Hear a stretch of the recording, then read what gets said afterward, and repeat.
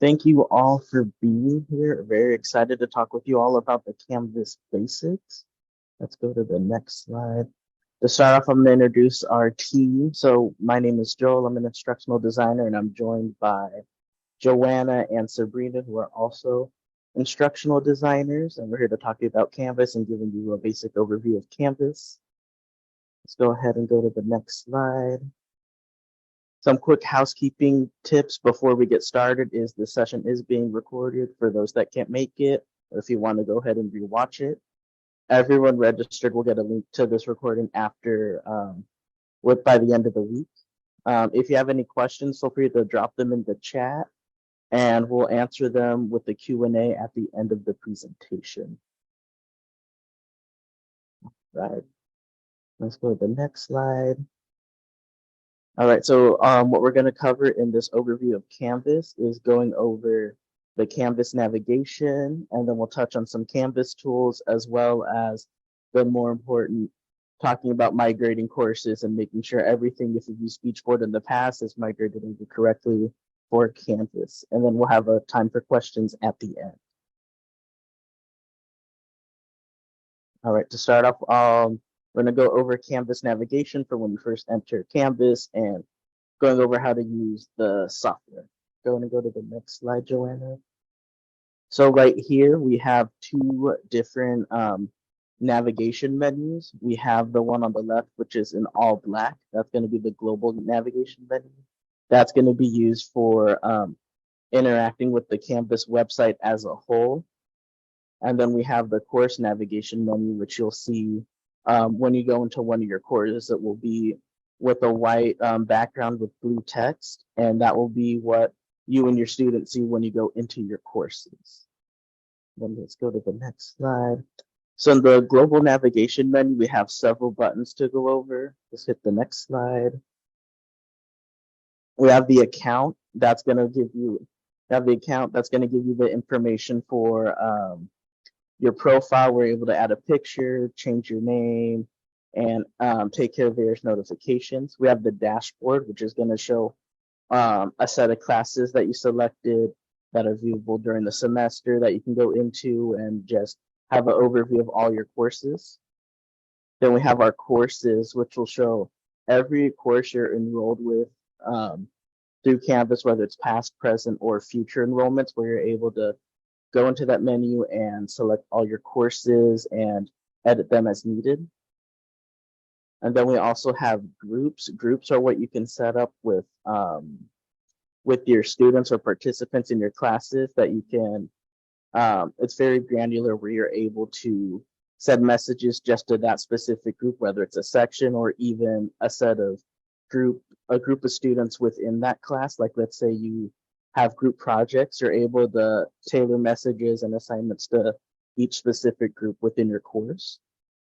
And then up next, we have the calendar, which should have all the due dates for any assignments or quizzes or any learning activities that you pick that you give due dates. Those should show up in the calendar, both for you and your students. So you're able to keep track in an overview.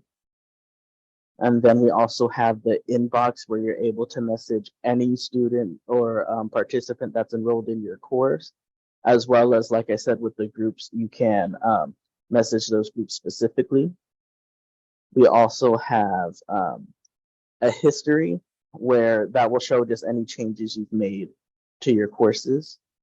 One of my favorite tools that we have on the global navigation menu is My Media. That'll have any videos that uses Kaltura, which is one of our tools, that will have any video you create or any Zoom recordings that you record. That will go to My Media, where you're able to embed those directly into your courses. And then after that, we have Commons, which is basically a template starter for your pages. So if you don't have a lot of experience with designing web pages in HTML, we have some templates that you can pull for your whole course entirely, or just for specific pages, that you're able to have like kind of like a getting started for your course, that you're able to go in and then edit that template as needed for your courses. And finally, we have the help button, which will, if you need to join our virtual support, if you have a specific technical question with Canvas, you're able to click, it will have our Canvas walk-in Zoom room where you're able to hop in and ask us for help with your Canvas course, as well as different help articles for anything you want to do in Canvas. Let's go to the next slide. So in the accounts, which is the first button we talked over, here's a list of the different settings and places you can go within your account. So we have notifications, profile, and files. Files will be all the files that you've uploaded to your courses that you can see there and see kind of like a file explorer, whether you're on Windows or Find if you're on Mac. It will give that for your campus courses. And then we also have various other buttons that can show you what you need to do, like settings for changing anything like that. I think up next we have our notification settings. So let's go to the next slide. Here, you're able to set how you get your notifications for your courses. You can change it for due dates or for any submissions. There's a bunch of different menu items that you can click that you can decide to get all notifications for, 0 notifications for, or get a summary sent to your email. So you can really change this to fit to what fits your schedule and how you want to be notified for different assignment submissions and stuff like that in your course. Let's go to the next slide. As you can see, we have notify immediately, daily summary, a weekly summary, or just don't get any notifications for those courses. And that will all be sent to the email that you see listed above, which will be your Cal State Long Beach email. So in the course navigation menu, some key ones to look at are home, announcements. Home will just be the homepage of your Canvas course, which is what you and your students will see right when they click on your course. That'll be the first page, and you could change that to be many different things, whether it's a list of all your modules or different sections in your class, or if it's the syllabus for students to see what they need to do in the class, and many other things. We have announcements, which is a way for you to announce globally to the class what's going on, whether you need to make an adjustment to assignment or letting them know where you're at in the feedback process. You're able to let them know through announcements. We also have modules, which in Beachboard, I think, Sabrina, I forget what they're called in Beachboard, but basically they're ways you can section off where you're at in class. Like you can have a Unit 1 module, a Unit 2 module, and have all the assignments and learning activities listed for that specific unit that students can navigate and go throughout the course, or setting it up. Here's what you're doing in week 1. Here's what you're doing in week 2. Up next, we have assignments, which are just any learning activity that has points that you'll want to assign to your students to submit, or you can even have it do no points. We also have discussions, which are ways that you can have collaboration activities with your students in class for them to respond to each other and to you. And then, like Sabrina said in the chat, modules. Modules are equivalent to content in Beachboard. In Beachboard, they're called content. We also have quizzes which are any like exams you want to do for the class that you can run in Canvas. People will give you a list of everyone that's enrolled in your class, whether they're participant, teacher, student, any of those. And then grades will be the grade book, where you can see all your assignments that have points and being able to show what grades students have. And then there's also a lot more. And as you can see in the teacher view and the student view, there you can see more items in the teacher view than you can in the student view. That's because for students, as a teacher, you're able to decide what the student sees. So if you want them to see everything, you can do that. Or like we've done here, you can remove stuff you don't use or you don't want them to have access to, like collaborations, rubrics, pages, files, any of that. You can hide those, and those are signified by a little eye icon with a line through it. And you'll be able to see that in student view, which you can enter while you're creating your course to see what the student experience will be like. So you're able to really show, tailor your course to how you want it to look for your students. Okay, thanks, Joel. So far I wanted to pause really quick because that was a lot about the navigation. Did anybody have any questions so far at all? There is a moment at the end where we can ask questions. And at the same time, feel free to ask questions in the chat, and then Sabrina or Joel will also be happy to answer that for you. Okay, so I'm going to move on to my portion.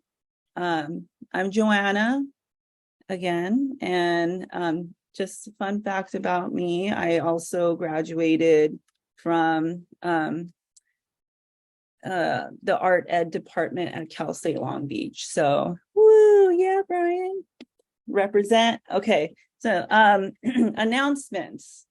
Here is a tool that you will see in Canvas. So announcements is the equivalent to news items from Beachboard. So if you want to, send out quick messages to all your students, announcements is a place to do it. Please make sure that you're in your course first so that your course navigation bar pops up. So the announcement goes to the correct course or the correct students. You click on the title of the announcement to view what the announcements look like. And a lot of the images or a lot of the announcements did migrate over from Beachboard. So I would say just double check whatever did migrate from your previous courses from the Great Migration, and check those announcements and then see if everything works correctly. Because we've been finding that some of the announcements, if there's images attached, they have broken images or links. So just if you're going to reuse them, just make sure that you're double checking all of them, making sure that everything works correctly.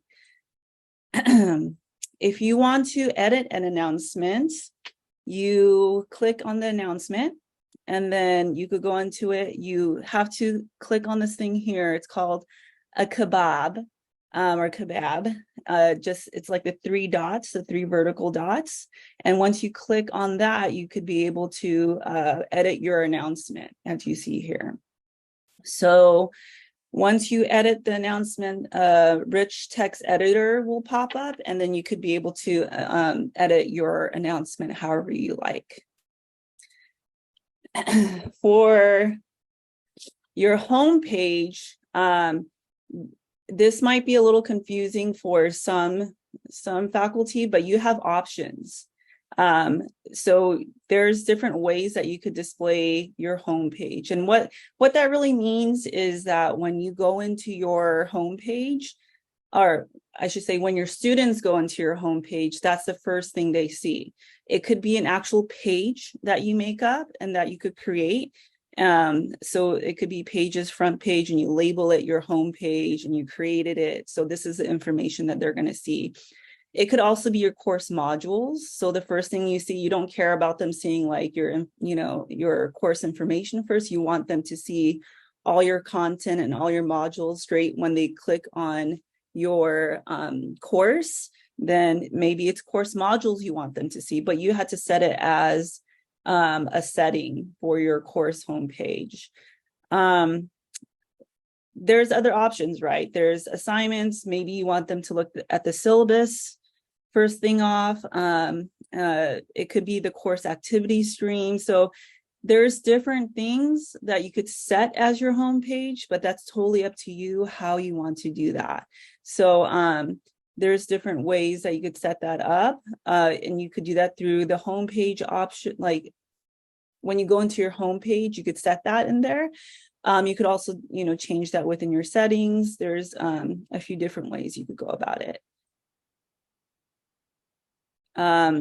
So if there's a certain page that you want to go into, and maybe let me show it to you guys. So here's my home. This is my sandbox, which everybody should have. You could choose your home page from your home, which I just explained. And then you could also go to your pages. Let me go to my pages here, which is not visible to the students, so it's only visible to me. And I had to click on view all pages. And I could choose any of these as, maybe I have a couple different options for my homepage. It needs to be published if I want to make sure it's, a homepage that I want to use, and then you just simply use as a homepage. So yes, there's like a lot of options for you to make sure that your homepage is set up how you like, and it's catered to what you want. Oh no, is it going back to the beginning? It is. I'm very sorry about this. Maybe I shouldn't go out so much to demo. Do the demos help? If they help, just give me a thumbs up. Okay. I'll just have to figure out how to get back to here quickly. Okay, so that's how you could create your homepage. And again, it doesn't have to be a page from here. It could be your modules, which we'll show in a little bit. But one last thing I wanted to say about homepages is that, just like Joel had said before, you could go to Commons, and then there are a lot of templates that you could pick out from, and you just fill out your information for the homepage. So that way you don't have to worry about stylizing or making it look pretty, because there's templates for you. So then, I'm sorry. So the next thing I wanted to talk about is modules. So modules, again, like Sabrina said, if you're familiar with Beachboard, in Beachboard, it was called content. It's located in the course navigation bar. So not the black navigation bar, which is your global, but once you click on a course, this will pop up. Click on any title of the course contents to view the item, but then when you click on modules, if you're looking from a migrated course, say that you're looking from spring 2023 from last semester, and you want to use that content, please, again, look for broken links or images and edit them as needed, because there's been several instances where they're broken. If it's a lot of images, you could contact us, and you could contact the Canvas team, and we could see if we could recover some of that for you. So here's a popular way to begin your modules. There's a getting started module. I had a professor say, title it Essential Facts, and she has her syllabus there, and some other, maybe, especially for COTA, maybe it's materials that they need to buy or where to get them from. So, or like other resources, like campus resources. So this is a great place to put all that content. If you already have PDF files or Word files of this, you could simply upload them. But then some people choose to upload their or just choose to make a page out of it, which is an easy way to just store information and make it look nice instead of just a PDF. For your assignments, so assignments before in Beachboard, it would be called Dropbox, or that's where students turn in their assignments. But then now in Canvas, it is a lot of that information did also migrate over if you had a Beachboard course, but then I would again double check, because some of the assignments didn't translate properly, the points didn't translate properly, so please look over them. And then once you create your assignments, please be sure that they're going to be in the grade book as well. So it will populate to the grades, and it will show up as an assignment in your grade book as well. So another thing is you might find your quizzes in here, and you could always set it up to have, certain points or percentages. So again, for Beachboard, you link the grade to the items in drop boxes. Something about Canvas is that extra credit is not an easy task to do. So you would have to find workarounds with that if extra credit is important to you in your course.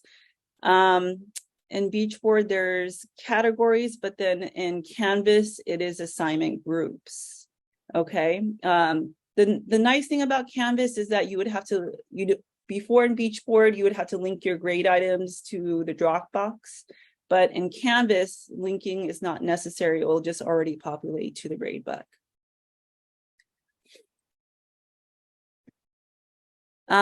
For your rubrics. So rubrics was a question that Lori had brought up to us from the survey that she put out.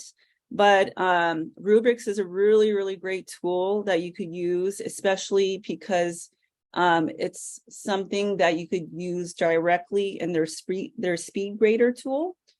And I could show you how to use that in a second. And the way that you get to it is you go to your course navigation bar and then you click on the assignments. And once you click on the assignment, you scroll down and you add the rubric. So when you add the rubric, this window will pop up and then you could do things like put in the description, how many points you could get, and it would all automatically generate here, like say that you put 10 points as the full points for a certain criterion or a certain category within your rubric. And it will like calculate it all here and then also calculate all your total points. If you want to find an old rubric that you used before, some of them did migrate over from Beachboard, but then again, check them because it didn't translate properly, especially when it came to points. So double check and take a look at the rubrics that you have. And if you want to use them again, you might have to edit them or fix them depending on how they migrated over. I will show you an example of mine. And just so like it's a little easier to see because I'm about to show you speed grader, right? And how that works out. But if I go to my sandbox and I go to my assignments, I made these phony assignments here, but for one instance, maybe I'm going to have somebody turn in their educational philosophy video that they have created. Yes, they could submit videos as well as an uploaded file. And then say that I want to grade them, right? So I could go to Speed Grader and then this new window will pop up. So right now I'm looking at Joel's cat submission video. And then I could tell him what kind of grade he got. So I could view the rubric. Let me just expand this here. And I could, the reason why this is called Speed Grader is because you could quickly just put in points here and then save it. And then all the points will total up for them, or you could click on it. And if the way, depending on how you wrote your rubric, if you already have these points filled out, right? Then you could just give them the points and save it. And then the feedback's already kind of there, right? And you can look at the longer, like it's up to you. And then simply, if I want to go to the next student, she didn't turn anything in, that's fine because this is a phony assignment. And then you could look at different, submissions there and they'll download, but say that it's a Word document, the Word document will, or PDF will automatically appear. So some things, if it's a file, will just appear as a file that you have to download. Other things you could see it and then you can mark up annotations and add comments and so on and so forth. Let me go back here. So that's how Speed Grader works. As far as the grade book, let me just give you a quick look really quick, just so there isn't so much wondering from the people that have not touched Canvas yet. But if I click on grades, all my assignments will automatically populate into grades. And you could grade on here as well. You could type in the score here, say that it's an actual art project that somebody turned in and you graded it manually, and then you want to put it into here, that's fine too. You would just have to create the assignment in the assignments tab. How are we doing on time?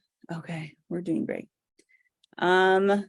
Any questions that you guys have for me at all before I hand it off to Sabrina? So Carol would like to see some how some page samples are done. Is that right, Carol? Do you still want to see that? Yeah, okay. We could do that for you. And then is it possible to set up specific percentage weights for our gradebook categories? Absolutely. So let me quickly show that before I hand it off to you, Sabrina. Is that fine? Okay. Yeah, so, please do. Okay, so when it comes to, and then another confusing thing for those that are new to Canvas, you might see that your course navigation bar has disappeared. It's still there. You just click on this hamburger right here. These three horizontal lines are called a hamburger, and it will appear again. So you go to your assignments. Yeah, and then in the options menu, the three dots at the very top, next to where you add an assignment. Okay, that's where it was. Mm-hmm. Assignment group weights. So then here is, these are all the ones that I had created. And then you could put the weights here. So maybe homework, I want 15%. Assignments, I want another 15. Classwork. So there needs to be a little math here to make sure everything, totals up to 100. And if it doesn't, it will let you know. But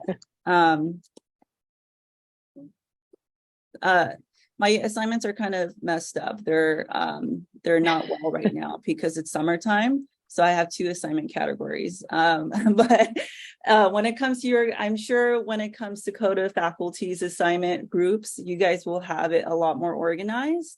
And it will have, like, say that your test, you want to have a certain percentage, you can. And then once that's in, it should show up on there. I think we're good on waiting, but we do have a question since you're in demoing. So if we input a grade for a student, are they automatically alerted? And this is from Mariah. Sometimes I want to see a certain grade, what a certain grade will do before posting it, which you can technically do. Joanna, if you go to grades, and then in the, I think it's under the settings menu. Yeah, click on the gear icon. And then, yeah, grade post. The default is automatically post grades. But if you want to do something like what you're talking about, Mariah, change it to manually post grades. So the grades will be hidden by default, and then you have to push the grades out after things have been graded. So go ahead and click apply settings. And then can you go to Joel's assignment and do the speed grader?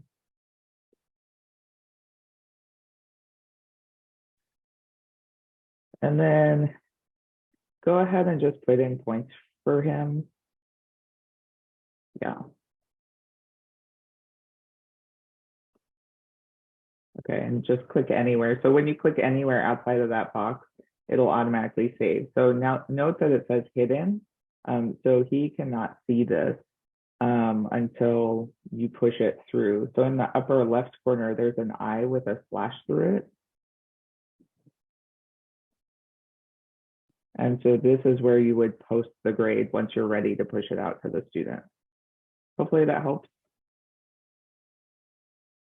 It helped me for sure. Thank you. And then the other one is the layouts. So I could show you a couple that I have in mind in my sandbox, but I imported quite a bit. So I had imported things from other courses as well as templates. But here is the like 3 different options I have for home pages. So this is one, and they're just different ones that I got from Commons.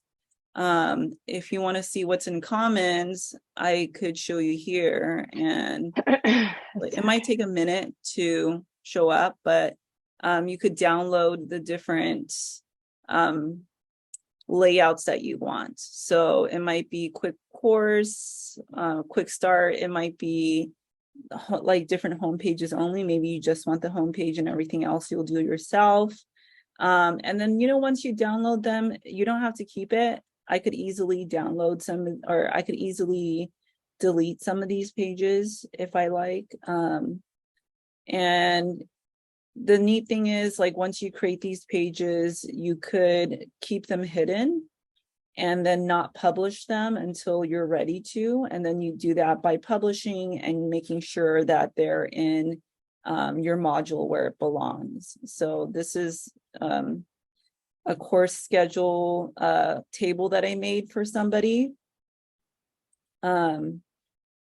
Yeah, there's just like there's so many different things that you could do with your pages. This is like there's nothing in there, but this is another template that I got from Commons, and then you could just fill in the information as you go. So a lot of cool stuff in Commons that you might want to take a look at and download in case you don't want to spend all your time stylizing your pages. Any other questions? Alerted. Can you quickly show the structure of modules? Because I think, Carol, you had that question, right? Okay, that's completely fine. So we go back to, this is not my course. This is my course. And then I want to go to modules.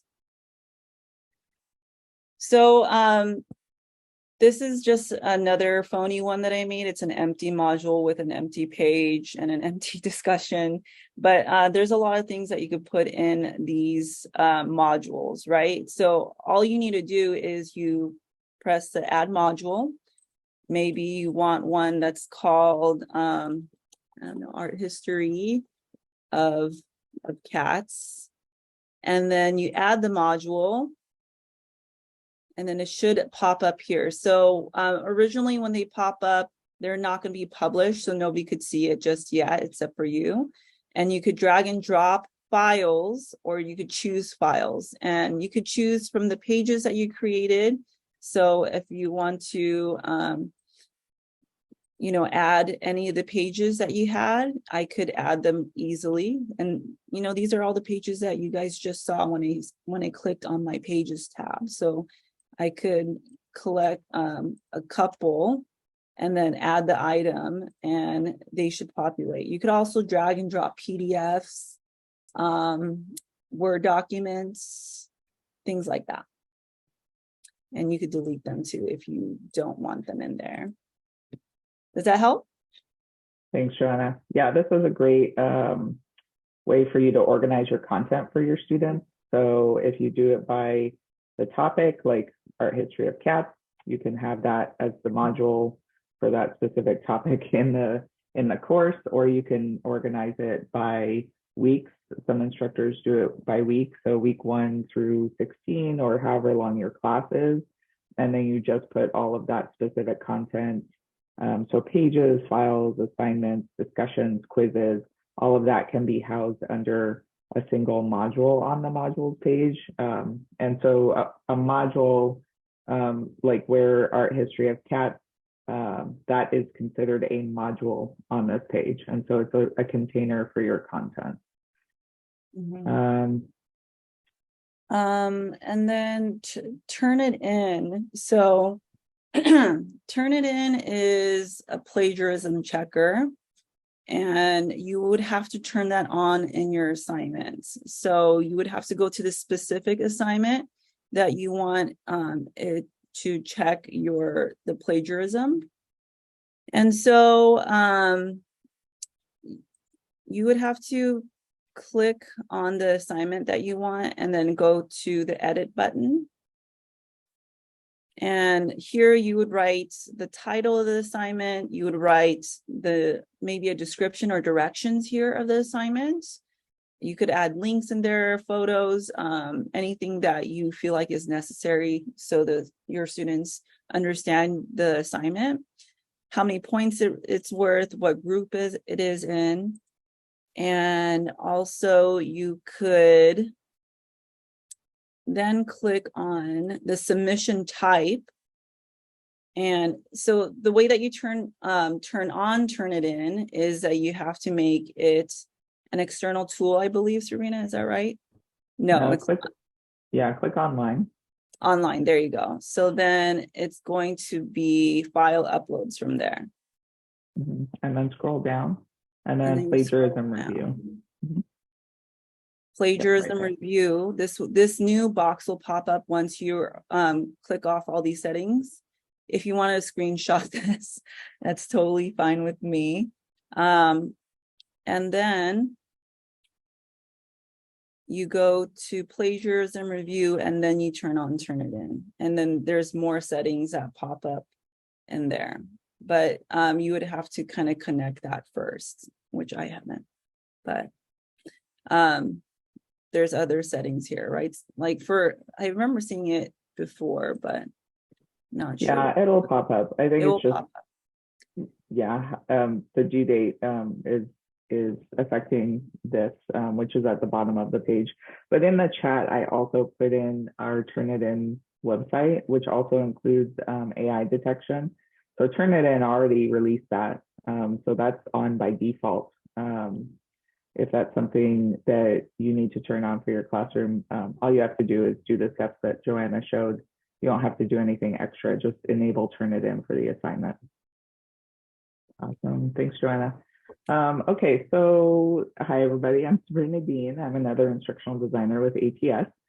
So my section isn't going to be too long, and I know some of you are brand new, so you can sort of tune me out if you want to, because this is for folks who've already been using Beachboard previously, and those courses were migrated over to Canvas from the last 2 years, so that's what this section will be about. And I just want to cover the differences between what a live course is and what a migrated course is. So Joanna, you can go ahead and go to the next slide. So a live course, and this is important for new instructors as well, because you're going to be getting live courses as you teach. And if you're teaching in fall, you should already have access to it if you've been assigned to a course in PeopleSoft. So a live course contains students who are registered for your course. It does not contain any course content once it's created by our LMS team. So you either have to build your course, copy previous content for those of you who have taught before, you know, one of those options basically, because it doesn't contain anything. The content must be copied into that live shell before the start of the semester. Otherwise, once you publish it, students won't see anything. And then you are in control of publishing the course. So in this tile that you see on the screen, you'll see that publish in the upper left corner. So you can be confident that students can't see anything while you're building your course until you hit that publish button. In that tile, you'll notice fall 2023 is highlighted. Thanks, Joanna. So that tells you what semester this live course belongs to. So you'll be able to identify your fall 2023 courses or any subsequent semesters by sort of looking below the title of your course there. And then every course gets created a semester before it's offered. So again, fall 2023 is already created unless for some reason you're not assigned yet. And then in fall, probably around October, you'll get your spring 2024 live courses created. So just so you know how that works going forward as you teach. And then go ahead and awesome, thank you. So a migrated course, so those of you who were teaching in Beachboard for the last year, a migrated course does not contain students. It does not contain any student data, so nothing your students submitted when you taught in Beachboard, anything like that will be in the course. only your content that was in Beachboard was migrated over to Canvas. So you'll know that it's a migrated course because on the tile, instead of seeing the specific semester, you will see Beachboard migration below the title. And then just for ease of you being able to determine what semester it came from, we preceded the title of your course with the semester. So 2022 fall is part of the title, not below the title like I showed in the live course. So when you're copying from your migrated course into a live course, you want to find your Beachboard migration. And that's super important because that's, if you taught in Beachboard in the last year, that's where all your content is to be brought over into your other semester courses. Yeah. Oh, and then when you're in a course, you can also tell the difference because from the course navigation menu above home, you can see what semester it is or if it says Beachboard migration. So just at the top above the home, either it will say Beachboard migration or the specific semester like fall 2023. And that's sort of how you'll know which course you're in. Does anybody have any questions about that?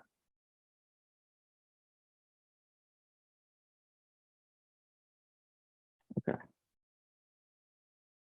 Awesome. Just wanted to give that clarification for those of you that do have migrated courses. It tends to trip some of us up, so we wanted to provide clarification on that.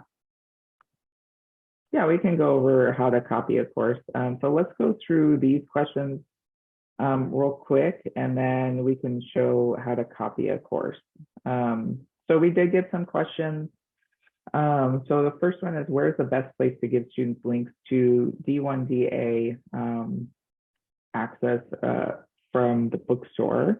So if those links are not already in your course, you'll want to request them from the bookstore to get those D1DA links.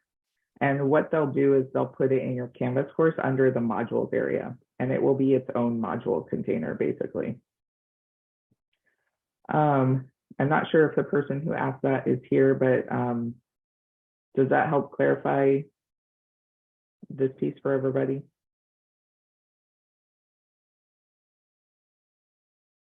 Okay, no questions.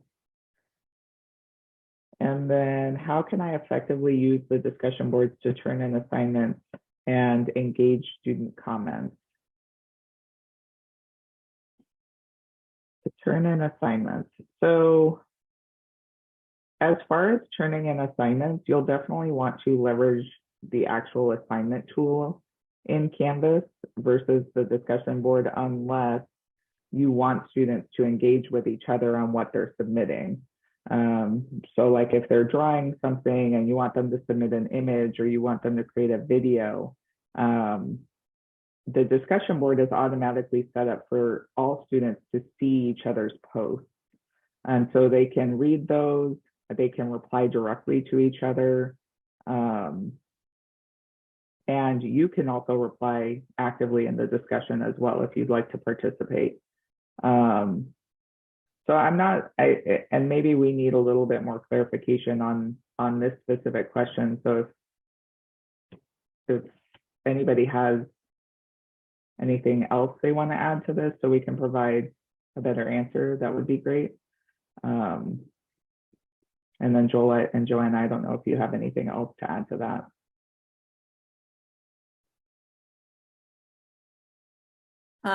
Yeah, I think maybe just a little more clarification on what they're looking for or what the main goal is when it comes to student comments and turning in assignments with a discussion board. So that way I could answer that a little bit more effectively.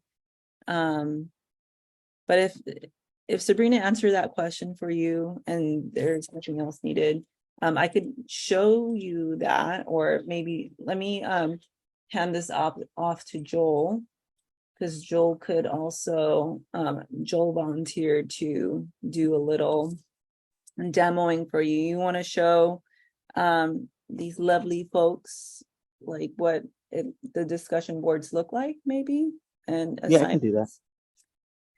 Yeah, so let's hop. Okay, I'm not awesome. Let's hop into my course. Um, and then really quick, this shows something like what a homepage could look like as you take it from Commons. And you take that template and then you can just make it your own. But if we go into discussions, one use case that I'm thinking can be used for is like, let's say I saw Nathan has a caricature as the profile picture. We can we can create a discussion like this and call it caricature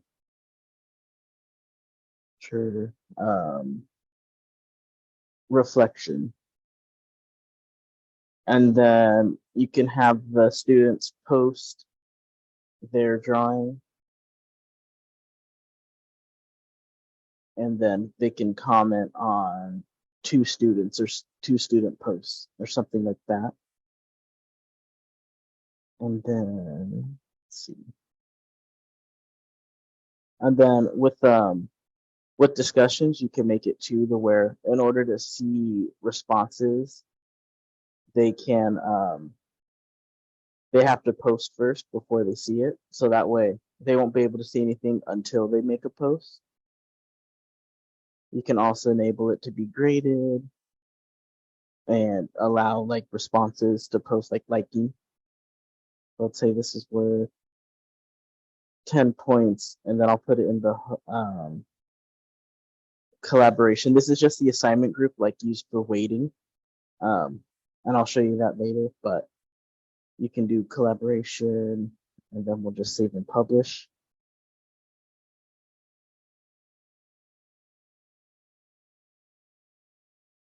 So now we have this discussion. It will look better as you, once you design it. This is just a quick and dirty one. You can hit reply, and this has the rich content, the rich text editor. So you could really students can really take art and design design a lot within this box, and then you can just attach a file. For instance, I'll attach.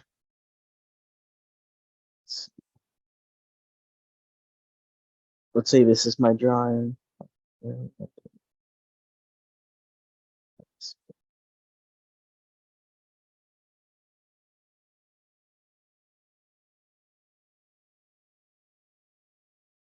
Mhm. Submit. So let's say I submit that as my drawing. I can just hit reply. And now the students will see this when they post, as well as since I did post, if there were other people posting, I'd be able to see that, and then they can reply.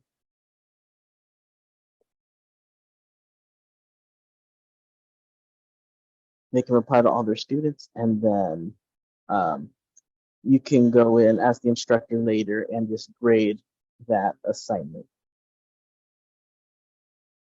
That's an example of, I think, how you can use the students or the discussions to kind of engage with the students and help them collaborate with each other on the works that they're doing in your classes.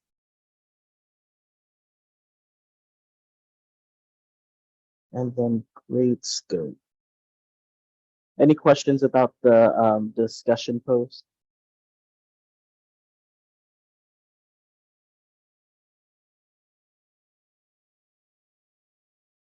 Awesome. Yeah, so for grade scope, that'll be an external tool that we could use. Let me see. Yeah, I just Roger just responded. It should be we should be able to integrate it. I don't know if you do it through the assignment and use an external tool that way. I can find out more. That one might be what we have to get back to you on, Maria. But one thing I can show you too is kind of like the hiding and showing on what you see for the course navigation menu. So as you can see, I have some stuff hidden like collaborations, files, rubrics, and outcomes and pages. If I hop into student view, the students will automatically be taken to my homepage. And whenever you're in student view, they'll make it very obvious that you're in student view by having this this pink border around the screen that you're looking at. And you can always leave student view by clicking this button. And what reset student does is you're able to submit assignments and complete work as a student, which I'll show you in the grade book. But you can always reset that if you're ever needing to test different scores. So for example, if I go to grades, I have this test student here. And this test student, if I were to go into my different assignments and get assigned point and submit stuff, I can assign points to the student. So that way you're able to check your grading, and you can check your weights that way to see if it's working how you intended to work.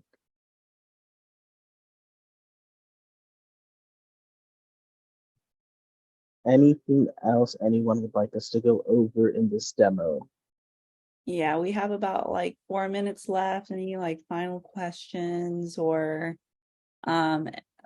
something that you guys saw and want to want us to go over at all?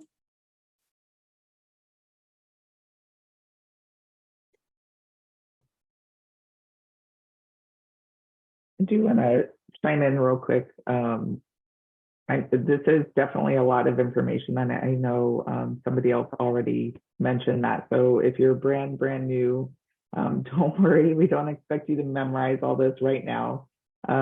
We are available to provide one-on-one consultations too. If you'd like to meet with us separately outside of this, please reach out to us. If Joel or Joanna, you could put our email in there. Basically, just indicate you'd like to meet with an instructional designer and around Canvas, and we'll get you paired up with somebody. Yeah, Peter, I see your hand up. Yes. I had sent a question in earlier, and I'm sorry I had to leave and just came back.